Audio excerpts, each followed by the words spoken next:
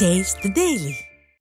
இது தொடர்பாக அவர் வெளியிட்டுள்ள அறிக்கையில், கடந்த 2 நாட்களாக குறைந்த காற்றழுத்த தாழ்வு மண்டலம் காரணமாக பெய்து வரும் கனமழையால் டெல்டா மாவட்டங்களான திருவாரூர், நாகப்பட்டினம், மயிலாடுதுறை, தஞ்சாவூர், கடலூர் உள்ளிட்ட பல மாவட்டங்களில் பயிரிடப்பட்டிருந்த நெற்பயிர்கள் தண்ணீரில் மூழ்கி பாதிக்கப்பட்டுள்ளதாகவும், கனமழையின் காரணமாக பகுதிகளில் ஓடும் ஆறுகள் மற்றும் சிற்றாறுகளில் தண்ணீர் அதிக அளவு செல்வதால் ஆற்றின் கரைகள் பலவீனமாக இருப்பதால் கரைகள் உடைந்து பாதிப்பு ஏற்படும் சூழல் உள்ளதையும் குறிப்பிட்டுள்ளார்.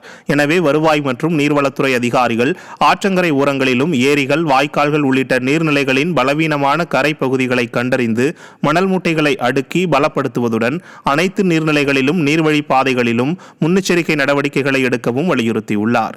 அரசு அதிகாரிகள் கனமழையால் பாதிக்கப்பட்ட பகுதிகளுக்கு நேரில் சென்று தண்ணீரில் மூழ்கியுள்ள வேளாண் பயிர்களை கணக்கெடுத்து நிவாரண உதவிகள் அளிக்க வேண்டும் என்றும், திருநெல்வேலி உள்ளிட்ட பல மாவட்டங்களில் மழைநீர் சூழ்ந்துள்ள பகுதிகளில் உள்ள நீரை கனரக மோட்டார்களை வைத்து வெளியேற்றவும், பாதிக்கப்பட்ட மக்களுக்கு தங்குமிடம், உணவு, மருத்துவ சிகிச்சைகளை வழங்கவும் வலியுறுத்தியுள்ளார். கடந்த வாரம் பெஞ்சல் புயலினால் பாதிக்கப்பட்ட மக்களுக்கும் வெள்ள நீரால் பயிர்கள் மூழ்கி பாதிப்படைந்த விவசாயிகளுக்கும் உரிய நிவாரணத்தை வழங்குமாறு ஏற்கனவே விடியா திமுக அரசை வலியுறுத்தியும் பல இடங்களில் நிவாரணங்கள் மக்களை சென்றடையவில்லை என்றும், பாதிக்கப்பட்ட மக்கள் ஆங்காங்கே சாலை மறியலில் ஈடுபட்டு வருவதாக ஊடகங்களில் செய்திகள் வந்துள்ளதை குறிப்பிட்டுள்ளார்.